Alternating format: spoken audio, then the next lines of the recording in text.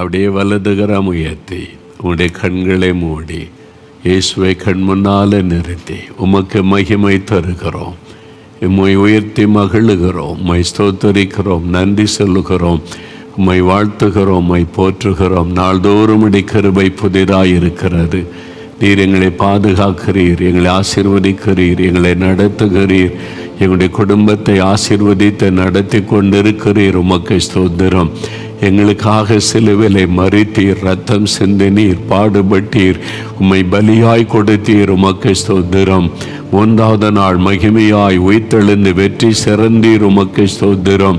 எங்களோடு நீர் வாழ்கிறீர், எங்களுக்குள் இருக்கிறீர், எங்கள் வீட்டுக்குள் இருக்கிறீர், எங்களுடைய வாழ்க்கையின் ஒவ்வொரு பகுதியிலும் எங்களோடு இருக்கிறீர். உமக்கு ஸ்தோத்திரம், ஸ்தோத்திரம், ஸ்தோத்திரம், ஸ்தோத்திரம்.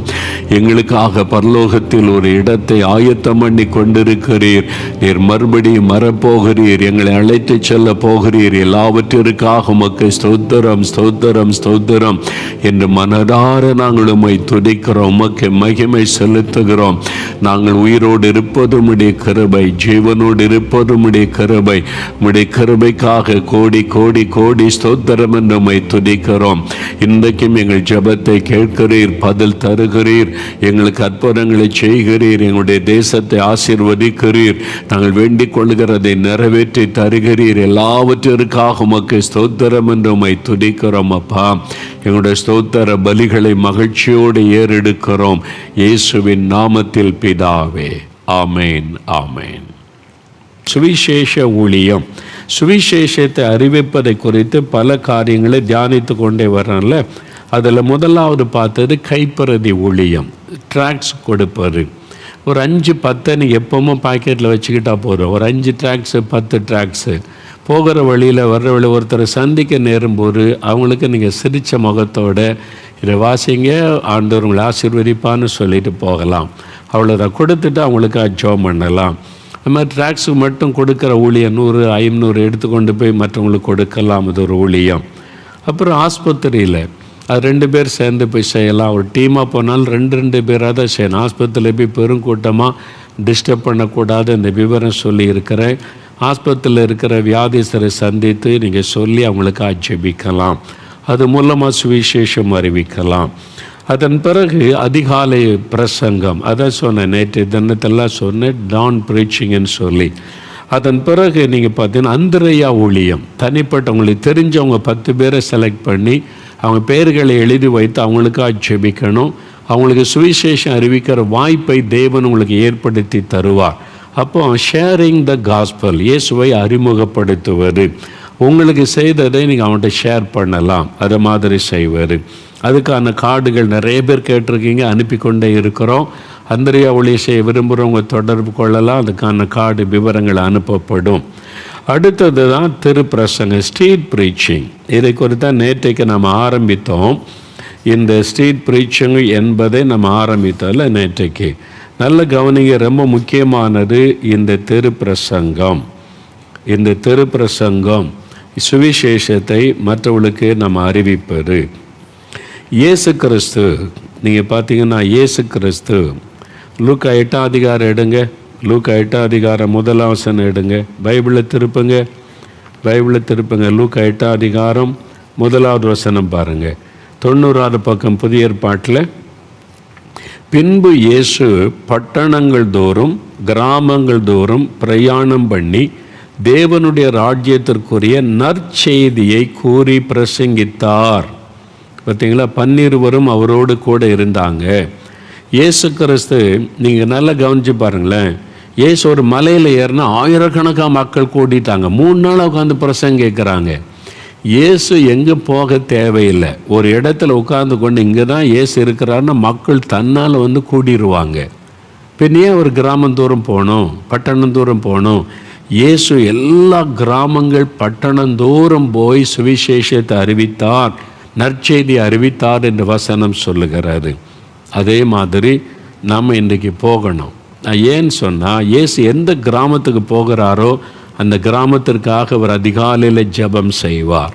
எந்த பட்டணத்துக்கு சுவிசேஷம் அறிவிக்க போகிறாரோ அந்த பட்டணத்துக்காக ஜெபிப்பார்.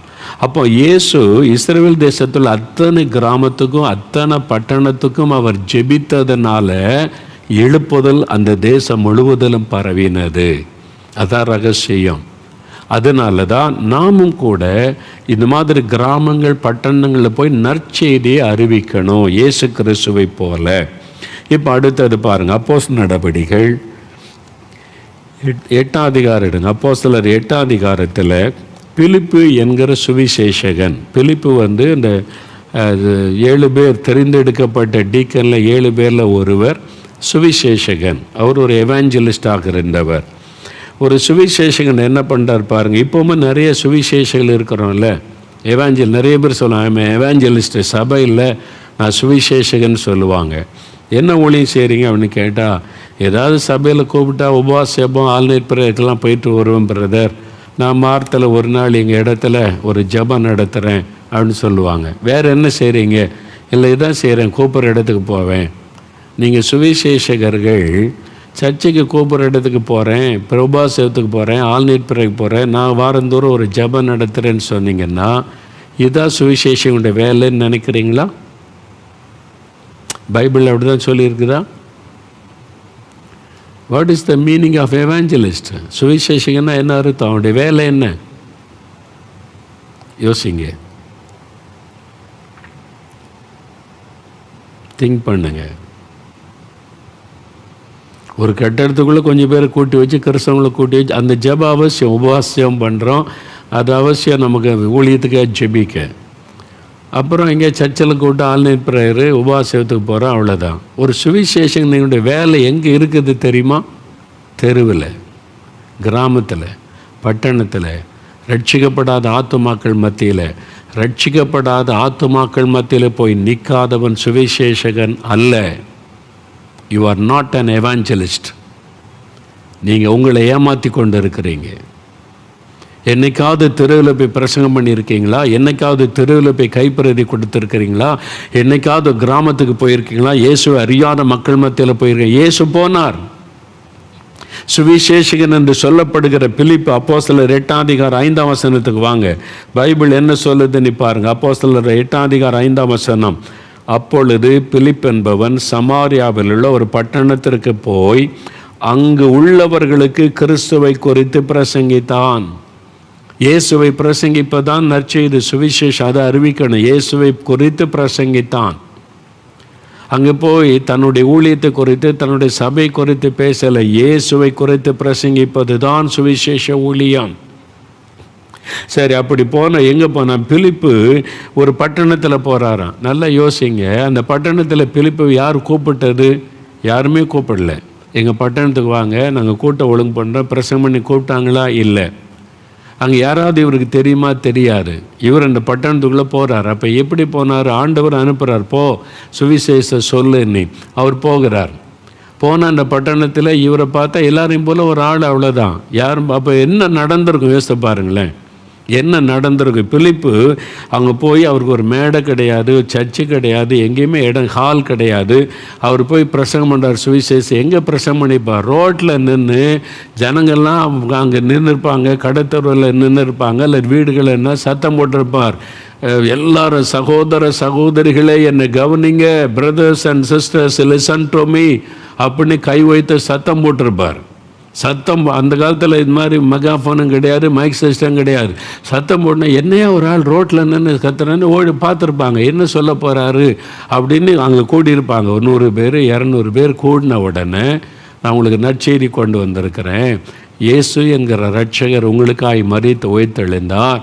அவருடைய நாமத்தை சொன்னால் பிசாசிலிருந்து விடுதலை, வியாதிலிருந்து விடுதலை, ரட்சிப்பார், சமாதானத்தோட சுவிசேஷம் சொல்லி ஜெபித்த போது பிசாசு ஓடுது, வியாதி சுகமாகறாங்க, நிறைய பேர் ரட்சிக்கப்படுறாங்க. சுவிசேஷம். அவர் ஒரு சுவிசேஷகன்.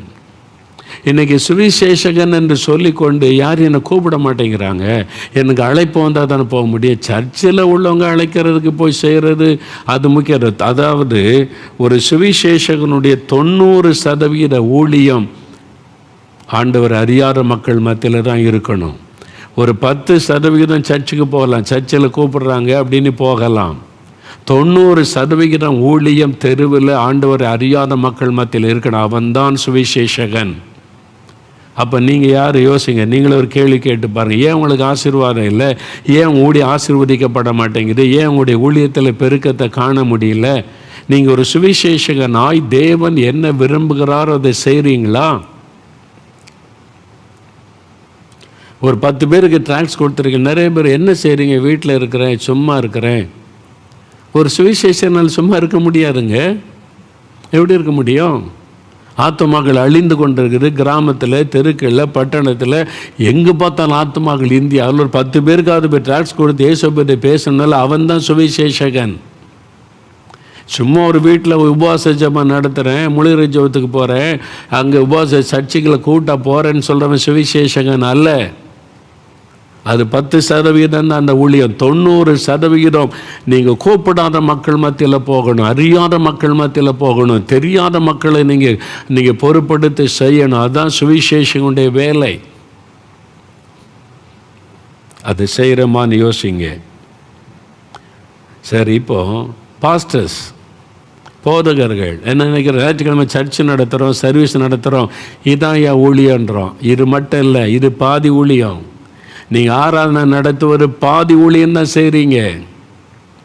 முழு ஊழியம் என்பது, நீங்கள் எபேசியர் வாசித்து பாருங்கள், 5 விதமான ஊழியம். எதற்காக? சபையின் பக்தி விருத்திக்காக, சுவிசேஷ ஊழியத்தின் வேலைக்காக. வசனத்தை கவனமாக பாருங்கள்.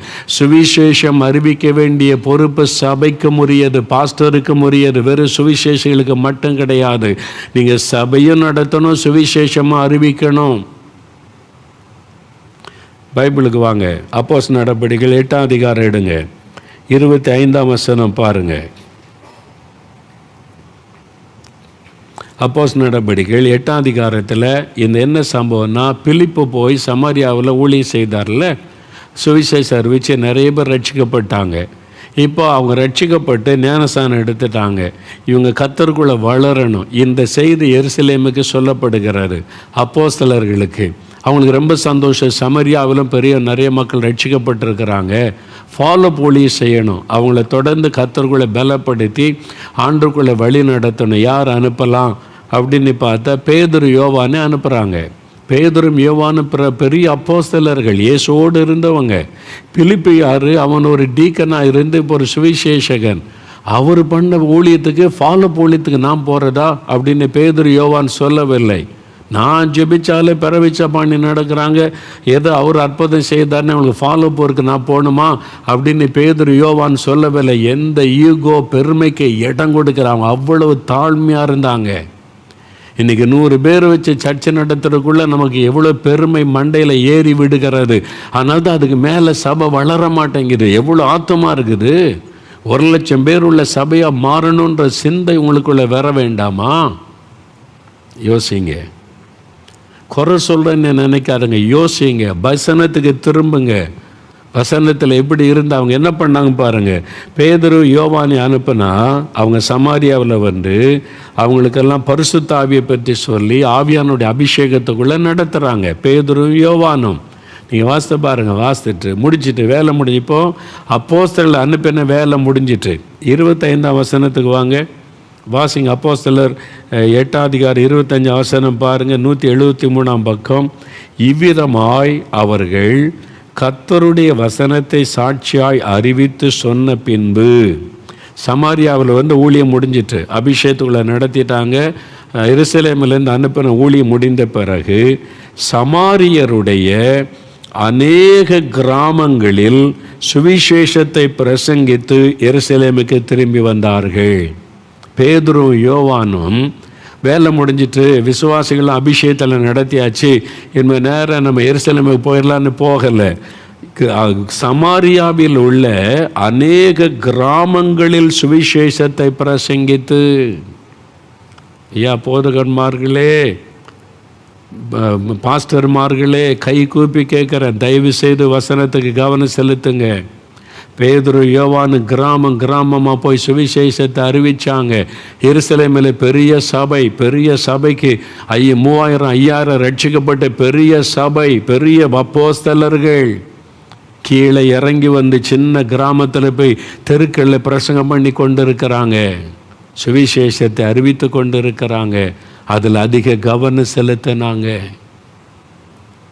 ஒவ்வொரு கிராமம் சுவிசேஷத்தை அறிவித்து தான் எருசலேமுக்கு திரும்பினாங்க. யோசிங்க, நம்ம என்ன செய்கிறோம்? இப்போ அப்போஸ்தலர் 8ஆம் அதிகாரத்தில் இன்னொரு சம்பவம் பாருங்களேன். பிலிப்பு ஆண்டவர் கந்தாகிய மந்திரி, ஒரு தேசத்தினுடைய மந்திரியை சந்திக்க அனுப்புகிறார். அது அப்போஸ்தலர் 8 எழுதியிருக்கு. அவர் போய் அவரை ரட்சிப்புகளை நடத்துகிறார். எத்தியோப்பியா தேசத்து மந்திரியை ரட்சிப்புகளை நடத்தின பிறகு என்ன நடக்குது பாருங்க. 38 40 வரை அப்போஸ்தலர் 8ஆம் அதிகாரம் பாருங்க. இந்த வசனம் வாசிக்கிறேன். ரதத்தை நிறுத்த சொன்னான். அப்பொழுது பிலிப்பும் மந்திரியும் ஆகிய இருவரும் தண்ணீரில் இறங்கினார்கள். பிலிப்பு அவர்களுக்கு ஞானஸ்தானம் கொடுத்தான். பிலிப்பு என்கிற சுவிசேஷகன் அந்த மினிஸ்டருக்கு ஞானஸ்தானம் கொடுக்கிறார். அவர்கள் தண்ணீரிலிருந்து கரையேறின பொழுது, தண்ணி விட்டு ஏறாங்க, தண்ணீருக்குள்ளே இறங்கி ஞானஸ்தானம் கொடுத்து கரையேறின பிறகு கர்த்தருடைய ஆவியானவர் பிலிப்பை கொண்டு போய்விட்டார். மந்திரி அப்புறம் அவனை காணாமல் சந்தோஷமாய் தன் வழியே போனான். ஞானஸ்தானம் பெற்று கரையேறினா திரும்பினா பிலிப்பை காணும். அது வனாந்தரம், கூட்டத்துக்குள்ள மறையலை, வனாந்தரம், எங்கு பார்த்தாலும் ஆளே காணும், மறைந்து விட்டு ஆவியானவர் அவரை கொண்டு போய்விட்டார் என்று வசனம் சொல்லுகிறது. He disappeared, மறைஞ்சிட்டாரு. ஆவியானவர் மறைத்து கொண்டு போய்விட்டார். ஜனக்கூட்டத்துக்குள்ளே போய் ஒளியலை அவர். அங்கே ஜனக்கூட்டம் கிடையாது, வனாந்தரம், ஆள் நடமாடினாலே தெரியும். கண்ணு கட்டின தூரம் வரைக்கும் ஆள் இல்லை. என்னாச்சு? ஆவியானவர் கொண்டு போய்விட்டார். இன்னும் இந்த கடைசி காலத்தில் இது நடக்கும். எழுப்புதல் காலத்தில் இப்படிலாம் நடக்கும். ஆண்டவர் ஆவியானவரை கொண்டு போய் பயன்படுத்தி சுவிசேஷம் அறிவிக்க வைப்பார். இப்போ என்ன நடக்கிறது பாருங்கள். அடுத்த வசனம் பாருங்களேன். பிலிப்பு ஆசோத்திலே காணப்பட்டு, ஆவியானவர் கொண்டு வந்து ஆசோத்தில் விட்டுட்டார். ஆசோத்துன்ற ஒரு இடம், அவர் சொந்த இடம் செசரியா, அங்கே வரணும். ஆசோத்திலேருந்து செசரியாவுக்கு வரணும். அப்பா, ஒரு பெரிய மந்திரி ரட்சிப்புகளை நடத்திட்டப்பா அப்படின்னு பெரிய சந்தோஷத்தோட செசரியாவுக்கு போவோம், குடும்பத்தோடு போய் சந்தோஷமாக சொல்லலான்னு வரலை. வசனத்தை கவனிங்க. பிலிப்பு ஆசோத்தில் காணப்பட்டு அவ்விடத்திலிருந்து பிரயாணம் பண்ணி செசரியாவுக்கு வருகிற வரையில் சகல பட்டணங்களிலும் சுவிசேஷத்தை பிரசங்கித்து கொண்டு வந்தான். எல்லா பட்டணத்திலும் வர வழியெல்லாம் சுவிசேஷத்தை அறிவிக்கிறார். அங்கே யாரையுமே தெரியாது. என்ன நடந்திருக்கும் யோசித்து பாருங்க. போய் ரோட்டில் என்னென்ன சத்தம் போட்டிருப்பார். எல்லாரும் என்ன கவனிங்க, எல்லாரும் என்ன கவனிங்க, உங்களுக்கு நற்செய்தி கொண்டு வந்திருக்கிறேன் என்று இயேசுவின் நற்செய்தி அறிவித்திருப்பார். இதை இன்றைக்கு இப்படி சொல்றதுக்கு ஆட்களை தேவன் தேடுகிறார். அறிந்து கொள்ளுங்க. அப்போ நீங்கள் பாஸ்டராக இருந்தாலும் கிராமத்துக்கு தெருவுக்குள்ளே போகணும், சுவிசேஷகனாக இருந்தால் தெருவுக்கு போகணும். அடுத்த வாசிங்க. அப்போஸ்தலர் 8ஆம் அதிகாரம் 4ஆம் வசனம். சிதறி போனவர்கள் எங்கும் திரிந்து சுவிசேஷத்தை பிரசங்கித்தார்கள். யார் இவங்க? விசுவாசிகள், ரட்சிக்கப்பட்ட விசுவாசிகள். சீஷரா மாறி ஆதி திருச்சபையில் எருசலேமில் இருந்த விசுவாசிகள் சிதறடிக்கப்பட்ட ஒரு கிராமமாக போய் சுவிசேஷம் அறிவித்தார்கள். ரட்சிக்கப்பட்ட விசுவாசிகள், நீங்கள் ஊழியம் செய்யணும், சுவிசேஷத்தை அறிவிக்கணும். ஒரு எக்ஸ்கியூஸ் சொல்லவே முடியாது. நான் பாஸ்டரு, நான் எவாஞ்சலிஸ்ட்டு, என்னை கூப்பிட்டா தான் பேசுவேன், என்னை சபைக்குள்ளே தான் பேசுவேன், அல்லது நான் விசுவாசி. No excuse. அத்தனை பேரும் ஊழியம் செய்யணும். நீங்கள் ரட்சிக்கப்பட்டது உண்மைன்னா ரோட்டில் இறங்கணும், தெருவில் இறங்கணும், சுவிசேஷம் அறிவிக்கணும். அதுக்கு தான் நாம் அழைக்கப்பட்டு இருக்கிறோம். யோசித்து பாருங்கள். இந்த டிஜேஸ் தினகரன் அவங்கள எல்லாம் மேடையில் பார்த்தோம்ல, மேடையில் தான் பார்த்தோம். அவங்க எங்கே ஊழியம் ஆரம்பித்தாங்கன்னு தெரியுமா அவங்களுக்கு? Where he starts the ministry தெரியுமா அவங்களுக்கு? பிரதரே சொல்லியிருக்கிறாங்க. அவங்க சித்தப்பா தெருவா பிரசங்கம் பண்ணுவாங்களாம். தம்பி வாடா, நான் போய் சுவிசேஷம் அறிவிச்சிட்டு வரலான்னு பிரதர் டிஜேஸ் ரட்சிக்கப்பட்ட ஆரம்பத்தில் கூப்பிட்டு போனாங்க. தெருவில் நின்று 2 பேரும் கைத்தட்டி பாட்டு போடுவாங்க. ஜனங்களை வந்தவுடனே, தம்பி நீ பிரசங்கம் பண்ணுப்பான்னா, சித்தப்பா எனக்கு பயமாக இருக்குது, இந்த மக்களை பார்த்தா எப்படி பேசுகிறது, கண்ணை மூடிட்டு பேசுப்பா, நீ பேசுனது தான் வார்த்தை அப்படின்னு பேச ஆவியானவர் பொறுப்படுத்தி கொள்வார். பயமாக இருந்தால் கண்ணை மூடிக்க பேசுனா கண்ணை மூடிட்டு பிரசங்கம் பண்ணாங்களாம் தெருவில். அங்கே தான் அவனுடைய ஊழியம் ஆரம்பித்தார். டிஜேஸுடைய ஊழியம் ஆரம்பித்தது தெருவில், தெரு பிரசங்கத்தில். அங்கிருந்து தான் தேவன் ஸ்டெப் பை ஸ்டெப்பாக உயர்த்திக்கு தேவன் கொண்டு வந்தார். அவன் அனுபவத்தை கேட்டு பாருங்க. நிறைய ஊழியக்காருடைய அனுபவம் அதுதான். ஜான் ரவீந்திரநாத்னு ஒரு ஐயா இருந்தாங்க, தீர்க்க தரிசியாக. எங்கே ஆரம்பித்தாங்க தெரியுமா? ரோட்டில் நின்று அக்காடின்னு வாசிப்பாங்க. ரோட்டில் அப்படி சந்தியில் நின்று அக்காடின்னு வாசித்து பாட்டு பாடின ஜனங்க வருவாங்க, கண்ணீரோட தெய்வ செய்தி சொல்லுவாங்க. பிறகு வின்சென்ட் செல்வகுமார் தீர்க்கதரிசனம் இன்றைக்கி பேசுகிறோமே, எங்கே ஆரம்பித்தார்?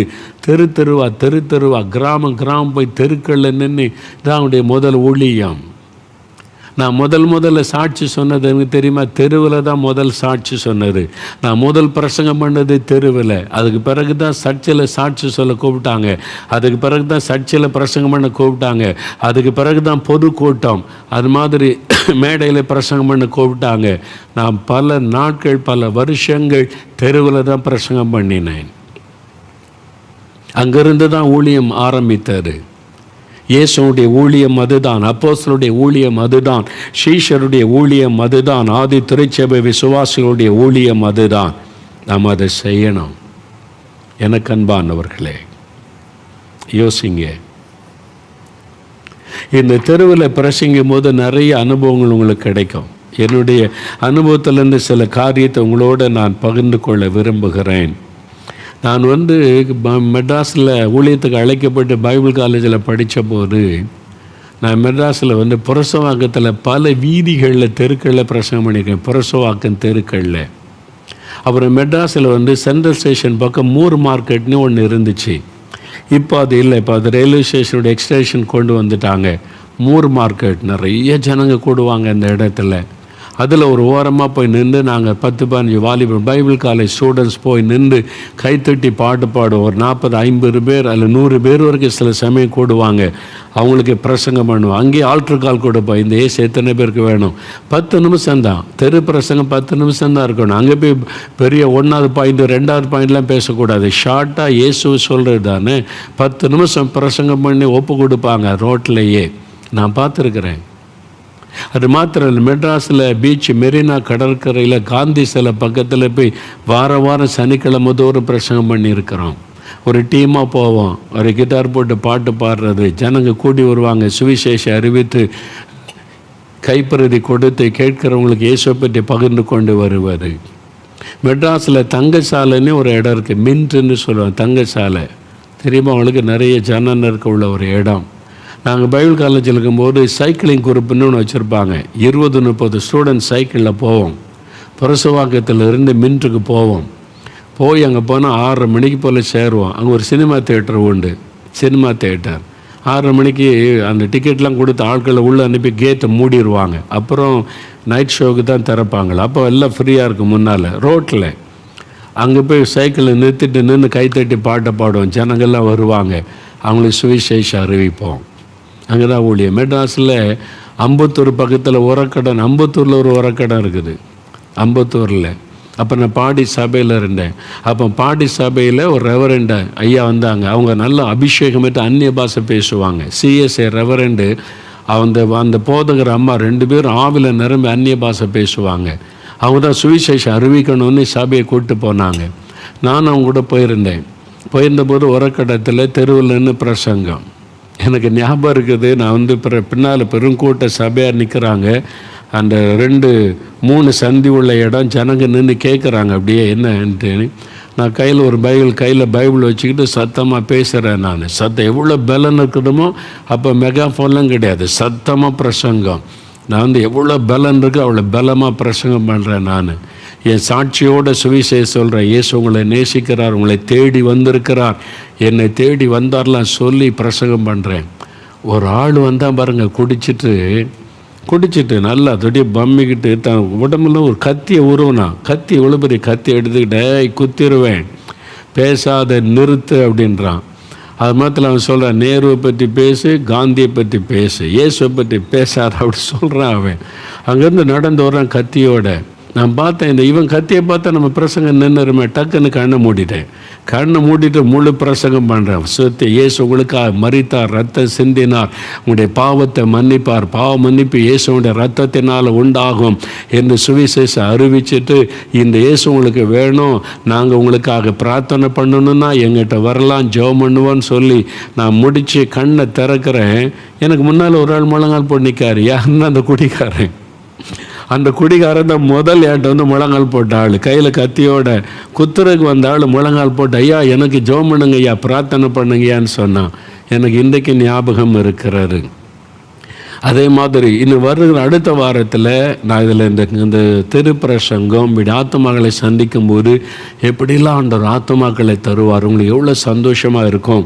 அது கஷ்டப்படுற காரியமே இல்லை, ரொம்ப சுலபமாக செய்யலாம், பயப்பட வேண்டியதில்லை. அது குறித்து நான் உங்களுக்கு தெளிவாக அடுத்த வாரம் சொல்ல போகிறேன், கவனிங்க. அது மாதிரி எனக்கு பைபிள் காலேஜோட செஞ்சு கடைவீதியில் எத்தனையோட்டத்தில் கிராமங்களில் தெருவில் பிரசங்கம் பண்ணி ஆண்டவர் கிருபை கொடுத்தார். ஏற்காடு மலைப்பகுதியில், ஏற்காடு டவுனுக்குள்ளே பிரசங்கம் பண்ணியிருக்கிறோம். மலைப்பிரதேசம், மலைவாசி மக்கள் மத்தியில் போய் கிராமங்களில் சுவிசேஷம் அறிவிக்க ஆண்டவர் உதவி செய்திருக்கிறார். நால்மாவடியில் இயேசுடிக்கிற ஜபக்குழு ஆரம்பித்த போது முதல் 7 வருஷம் நாங்கள் செய்தது கிராம ஊழியம்தான். தொடர்ந்து செய்கிறோம். ஒவ்வொரு கிராமம், இந்த மாவட்டத்தில் கால்படாத கிராமமே இருக்க முடியாது. திருநெல்வேலி, தூத்துக்குடி மாவட்டத்தில் அவ்வளவு கிராமங்களுக்கு காலையில் போனால் ராத்திரி தான் வருவோம். 20-30 பேர் போவோம். தெருவில் பிரசங்கம், பாட்டு, வீடு வீடாக போய் ஜனங்களை சந்திப்பது, இயேசுவை சொல்லுவது என்பதாக. சாப்பாடு, மதிய சாப்பாடு நாங்களே எடுத்துக்கிடுவோம், அவங்கவுங்க கொண்டு வரணும். ஒரு மரத்தடியில் உட்காந்து சாப்பிடுவோம், மறுபடி ஊழியத்தை ஆரம்பிப்போம். அப்படி தான் ஊழியம் செய்கிறோம் முதல் 7 வருஷம். அந்த சுவிசேஷ ஊழியத்தை இன்றைக்கு வரைக்கும் விடலை. இன்றைக்கி இயேசுடைய ஊழியத்தில் காஸ்பல் டீம் வச்சுருக்கிறோம், 12 பேர் உள்ள டீம். அதனால தான் கைப்பிரதிகள், சுவிசேஷ பிரதி, இன்றைக்கும் அந்த ஊழியம் நிற்காமல் நடக்கிறது. கிராம ஊழியம், தெரு பிரசங்கம் இன்றைக்கு நம்ம நிறுத்தலை. 78 ஆரம்பித்தது இன்றைக்கு வரைக்கும் செய்கிறோம். அதான் சுவிசேஷ ஊழியம். அதுக்கு தான் ஆண்டவர் அழைச்சிருக்கிறாரு. வெறும் மேடையில் பிரசங்கம் பண்ணுவதற்கு அல்ல, வெறும் உங்கள்கிட்ட டிவியில் பேசுவதற்கு அல்ல. இது அறியாத கிராமத்தில் இருக்க மக்கள்கிட்ட போகணுமே, அந்த மக்களை சந்திக்கணுமே.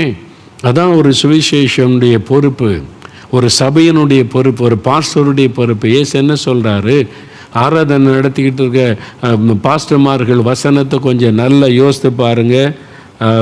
யோவான் எழுதின சுவிசேஷம் 10ஆம் அதிகாரத்தில் இயேசு ஒரு வார்த்தை சொல்கிறத கவனிங்களை. இந்த வசனத்தை வாசித்துட்டு ஜெபிக்க போகிறோம் பாருங்கள். யோவான் 10:16 பாருங்கள். இயேசு என்ன சொல்கிறாரு, இந்த தொழுவத்தில் உள்ளவைகள் அல்லாமல் வேறே ஆடுகளும் எனக்கு உண்டு, அவைகளையும் நான் கொண்டு வர வேண்டும். ஒரு மேய்ப்பன், இந்த தொழுவத்தில் இல்லாத, இந்த சபைக்குள்ள அல்லாத அநேக ஆடுகள் வெளியில் இருக்குது. சர்ச்சுக்கு வர்றது 1000, ஒரு 200, 300, 400, 500, வெளியில் ஆயிரங்கள், லட்சங்கள் இருக்கிறது. இயேசு சொல்லுகிறார், இந்த தொழுவத்துக்குள் இல்லாத, சபைக்குள் இல்லாத அநேக ஆடுகள் எனக்கு உண்டு, அவைகளை கொண்டு வரணும். அந்த பாரமும் தரிசனமும் உள்ளவங்க தான் மெய்யான மேய்ப்பன், மெய்யான பாஸ்டர்ஸ். நல்லா அறிந்து கொள்ளுங்க. தயவு செய்து வசனத்துக்கு நேராக திரும்புங்க. இயேசு சொன்னதை கவனிங்க. ஏன் சபை ஆசீர்வாதமாக இல்லை? நீங்கள் வெளியில் கவனம் செலுத்துங்க. அவங்களுக்காக சுவிசேஷ அறிவிக்க என்ன பண்ணுறீங்க? சபையை கூட்டிக்கிட்டு போங்க. ஞாயிற்றுக்கிழமை காலையில் ஆராதனை, ஈவினிங்கில் சர்ச்சை கூட்டிக்கிட்டு ரோட்டில் இறங்குங்க, தெருவில் இறங்குங்க, கிராமத்துக்குள்ளே போங்க. கிராமத்தில் போய் நின்று பாட்டு பாடுங்க, தெருவில் நின்று பாட்டு பாடுங்க, பொது இடத்துல நின்று பாட்டு பாடுங்க. நீங்கள் சுவிசேஷத்தை அறிவிங்க. அதுக்கு நமக்கு உரிமை இருக்கிறாரு. அடுத்த வாரம் அதை தெளிவாக சொல்கிறேன். நமக்கு இந்தியாவில் என்ன உரிமை இருக்கிறது, யாருக்கும் பயப்பட தேவையில்லை. நாம் யாரையும் கட்டாயமாய் மதம் மாற்றுவதற்கான காரியத்தை செய்வதும் இல்லை, மதத்தை பற்றி பேசுவதும் இல்லை. நாம் இயேசுவை அறிவிக்க எல்லா உரிமையும் இந்தியா தேசத்தில் உண்டு. அதனால் நாம் அதை செய்யலாம். அதனால் அடுத்த வாரம் அதை குறித்த முழு விவரங்களை நான் உங்களுக்கு சொல்லுகிறேன். என்ன மாதிரி இந்த திருப்பிரசங்கம், அதில் என்னென்ன நடக்கும், எப்படி செய்யணும், எப்படி ஒரு டீமாக செய்யணுங்கிற விவரத்தை நான் சொல்ல போகிறேன். இப்போ நம்ம ஜெபிக்க போகிறோம்.